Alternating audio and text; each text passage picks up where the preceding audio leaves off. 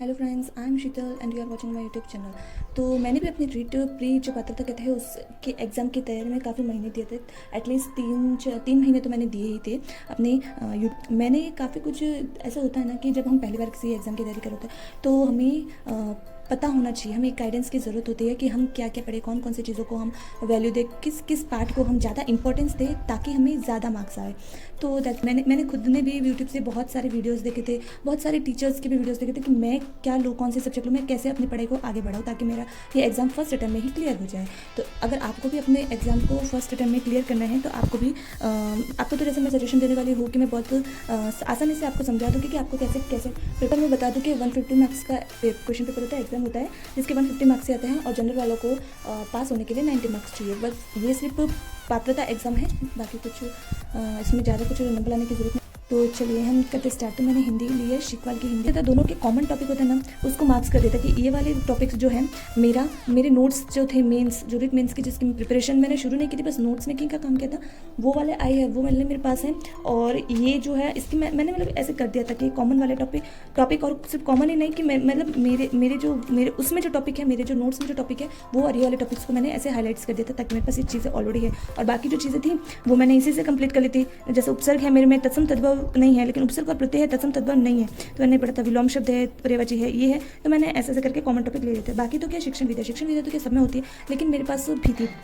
वर्ण विचार है नहीं है, वर्ण विचार हमारे में नहीं है क्योंकि वर्ण विचार जो है L2 में, ऐसे हम देख सकते हैं इधर से L2 में वर्ण विचार वाला टॉपिक। लेकिन मैंने एज ए नॉलेज के लिए थोड़ा बहुत ऐसे पढ़ा था कि हिंदी वर्णमाला में 11 स्वर और 33 व्यंजन को मिला के 44 होते हैं, है ना। तो ऐसे मैंने पढ़ा था, ऐसे थोड़े बहुत बेसिक जनरल नॉलेज के लिए मैंने पढ़ा था। बाकी कुछ इतना है नहीं है, लेकिन इसमें काफ़ी ऐसे बोलिए ना, इसमें जैसे कि अभी ये संज्ञा टॉपिक है संज्ञा।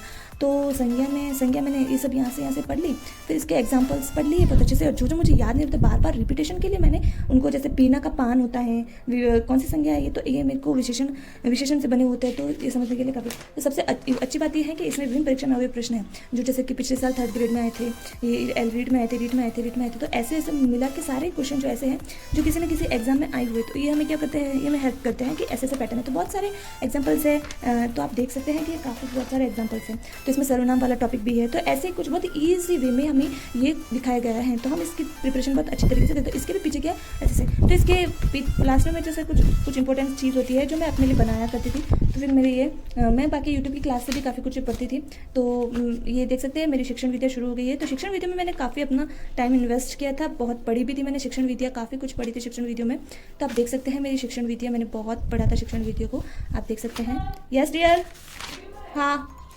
तो इस तरीके से आपको ये मेरी सबसे अच्छी बुक है, ठीक है। और इसके साथ में अगर आपके पास आपके किसी भी ऑनलाइन क्लासेस के या ऑफलाइन क्लासेस के कोचिंग के नोट्स अवेलेबल है तो यू कैन यूज़ दिस। और सेकंड मैं बोलूँ कि पर्यावरण अध्ययन, तो पर्यावरण अध्ययन जो है L1 के लिए है, सिर्फ आप देख सकते हैं L1 की बुक से ज़्यादा क्वेश्चन आते हैं, लेकिन ये वैल्यूबल भी रही मेरे लिए क्योंकि मैंने पर्यावरण के लिए एक्चुअली मैंने थोड़ी बहुत कोई क्लासेस भी ली थी, बट क्लासेस भी ऐसे ही ली थी रैंडमली।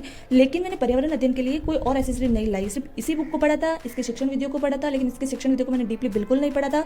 मैंने सिर्फ और सिर्फ इसके जो बेसिक जो एकदम सिंपल वाले पार्ट होते हैं जो हमें पता नहीं चलते हैं, वो वाली चीज़ें मैंने यहाँ से पढ़ी थी। और फिर मुकेश पांचोली की बुक है, आप देख सकते हैं। तो फिर मैंने कुछ इंपॉर्टेंट चीज़ें होती हैं जो यहाँ पे ऐसे लिख लेती हूँ कि मैं ये वाली चीज़ें। और मैंने कुछ छोटे टारगेट बनाए थे कि 2 घंटे में मुझे 4 पेज डेली पढ़ने हैं ऐसे। तो हम छोटे टारगेट्स लेते हैं तो फिर हो जाता है। क्या है कि हमें पढ़ाई रिपीटेशन से ही आती है। एंड देख सकते हैं मुझे ये पिछले वाला पेपर भी इसमें आया था, तो इसकी अभी तो नई बुक आई होगी, लेकिन मैं वीडियो डाल देती हूँ ताकि आप अच्छे से प्रिपरेशन करें। पहला टॉपिक है परिवार हमारा पहला टॉपिक है। तो मैंने परिवार में जो छोटी चीज़ होती है जो हमें एग्जाम्पल्स आते हैं, सॉरी ऑप्शनल क्वेश्चन आते हैं, उसमें हम अच्छे तरीके से परफॉर्म नहीं कर पाते क्योंकि हम श्योर नहीं होते, अच्छा ऐसा होता वैसा होता, हमें नहीं पता कि फैमिली शब्द का फैमुलस से बना है जिसका अर्थ होता है नौकर। अब अगर ऐसे ही पूछ रहे तो हम इसको कैसे पढ़ सकते हैं। और इनफैक्ट मैंने ये जो परिभाषाएं भी कुछ दी हुई है जो मैंने 1-2 बार पढ़ी थी, ऐसे कुछ ज़्यादा नहीं पढ़ी थी, पूरा पढ़ा था। उसकी स्थापना, कानूनी व्यवस्था, ये सब जो चीज़ें हैं, ये सब चीज़ें हैं, बाल अपराध वगैरह। तो इसमें भी क्या है कि इसमें भी इंपॉर्टेंट है कि इसमें भी पीछे दे रखा है महत्वपूर्ण क्वेश्चन ऐसे, तो हम अच्छी तरीके से इसमें परफॉर्म कर सकते हैं। बाकी इसमें मैंने पढ़े थे राजस्थान की हिस्ट्री, कल्चर वगैरह सब कुछ पढ़े थे। ये मैं फोल्ड इसलिए करती थी कि हमें क्या करना है, हमें पढ़ना है, लेकिन हम जब खुद को टारगेट नहीं देंगे तो हम कैसे पढ़ पाएंगे।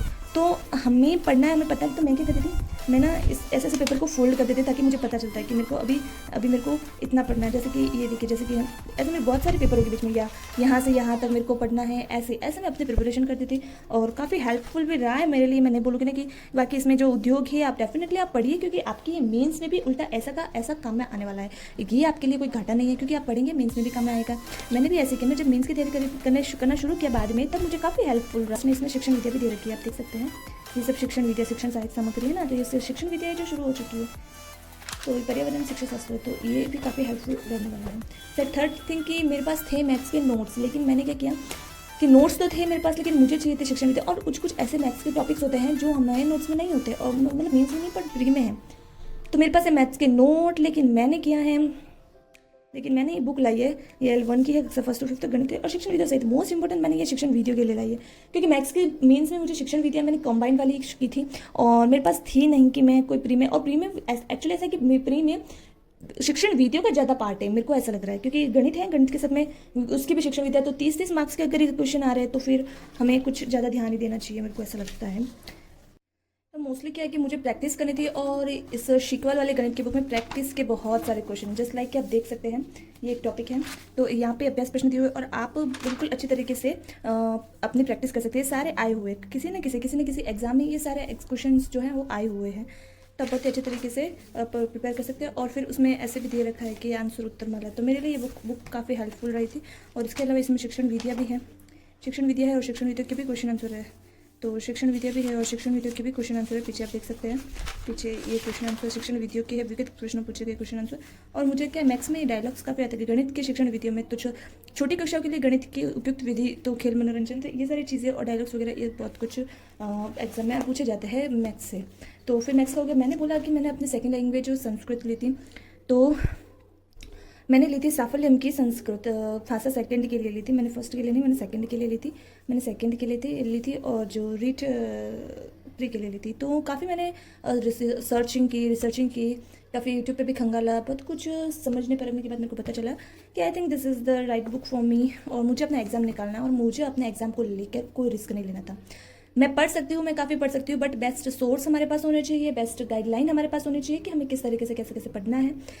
और हेल्पफुल रहा है मेरे लिए, क्योंकि मैंने संस्कृत का, मैं बोल रही हूँ, मैंने कोई और सोर्स नहीं बाय किया था, मेरे पास सिर्फ और सिर्फ यही बुक थी, और इसी से मैंने पढ़ा। मैंने अर्न वन जो भी है, एक्चुअली क्या है कि संस्कृत अपन लैंग्वेज जो पहली बार पढ़ते हैं हमें समझ में नहीं आता, तो हमें क्लासेस भी देखनी होती है, लेकिन देखने के साथ में हमारे पास उसके या तो नोट्स होने चाहिए, और नोट्स अगर हमारे पास बनाने का टाइम नहीं है, या फिर हम नोट्स मेकिंग करने में बहुत ऐसे इंटरेस्ट नहीं लेते, आलस करते हैं कि हमें नोट्स मेकिंग नहीं करना है, तो फिर हमें एक्चुअली एक बुक ले लेनी चाहिए, तो जिसमें हमारे जो टीचर हमें पढ़ा रहे हैं उसके अलावा बहुत सारी चीज़ें होती है, और उसके अलावा बहुत सारे एग्जाम्पल्स होते हैं। तो अगर क्वेश्चन में ये आ जाए कुछ भी डिफरेंट जो हमारे नोट्स में नहीं है, तो मैं बुक आई ली थी शिक्षण की विद्या भी, सॉरी, इसमें दे रखी है, जो मैंने पढ़ी थी परंपरागत प्रश्न उत्तर, बहुत इंपॉर्टेंट है, लिटरली बहुत इंपॉर्टेंट है व्याकरण शिक्षण विद्या जो इस बुक्स में दे रखी है। तो मैंने काफ़ी अच्छे तरीके से, मैं बोल रही हूँ, मैंने काफ़ी अच्छे तरीके से इसको लर्न किया था, इसको पढ़ा था, इस तरीके से किया था, ये भी आप देख सकते हैं। तो ये तो हो गई मेरी संस्कृत, ये तो जिला दर्शन है। तो मैं आपको इतना ही बोलूँगी कि आपको पढ़ना है। मैंने पहले कभी पढ़ी नहीं थी, लेकिन साइकोलॉजी के लिए मेरे पास ये उत्कर्ष के नोट्स है जो मैंने रीट मेंस के लिए लिए थे, और ये काफ़ी हेल्पफुल रहा है, क्योंकि मैंने साइकोलॉजी मैं बोल रही हूँ, मैंने ऐसे बोलता है कि कंटेंट से क्या होता है कि आप इसमें क्या, एक तो फैक्ट्स है, तो हमें फैक्ट्स याद रखने होते हैं। तो मैंने उत्कर्ष के रीट मेंस के नोट्स बनाए थे, जिसके सेम टू सेम ये कि ये टॉपिक हमारे प्री में भी है, तो फिर देख सकते हैं आप, सेम टू सेम ये कि ये टॉपिक हमारे प्री में भी है। इसमें कुछ ही अलग वाले टॉपिक्स हैं जो मैंने मतलब अलग से लिए थे। तो मेरे को तो इसी, अगर आपको साइकोलॉजी के नोट्स चाहिए तो आप मुझे वीडियो में नीचे कमेंट करके बता देना, ताकि मैं आपको इसका एक अलग से वीडियो बना दूँ। और लिटरली बोल रही हूँ, ये नोट्स काफ़ी इंपॉर्टेंट है और काफ़ी हेल्पफुल रहेंगे। आप देख सकते हैं मैंने कितने अच्छे तरीके से इन नोट्स को बनाया, इनफैक्ट बनाया नहीं, मैंने बहुत अच्छे तरीके से इनको पढ़ा भी है, तो ये काफ़ी हेल्पफुल रहा है मेरे लिए। तो मैंने तो इनको बहुत बार पढ़ा है, सच में मैंने इनको बहुत बार पढ़ा है, इतना पढ़ा है कि रजिस्टर फट भी गए, इतना पढ़ा है मैंने। तो ऐसे साइकोलॉजी की मेरे प्री में भी काफ़ी अच्छे मार्क्स आए थे, तो मेरे हिसाब से तो ये सारी बुक्स बेस्ट हैं और आपको ये बुक्स ला देनी चाहिए ताकि आपकी प्री की तैयारी बहुत अच्छी तरीके से हो जाए। और इसके अलावा अगर आप ये जानना चाहते हैं कि मेरी टेस्ट सीरीज़ जो मैं प्री के लिए देती थी उसमें मेरे टेस्ट सीरीज़ में मेरे कितने मार्क्स आते थे, तो मैं आपको बता दूंगी कि मेरे टेस्ट सीरीज़ में भी कितने मार्क्स आते थे। और मैं ये बोल रही हूँ कि मैं जितने मेरे टेस्ट सीरीज़ में मार्क्स आते थे उतने ही मार्क्स मेरे मतलब जो मेन एग्ज़ाम मतलब जो रियल वाला एग्ज़ाम होता, रियल वाला एग्ज़ाम, तो उसमें भी आए थे। तो आई थिंक ये वीडियो आपके लिए हेल्पफुल हो रहा होगा और अगर आपके लिए हेल्पफुल रहा होगा तो थैंक यू सो मच।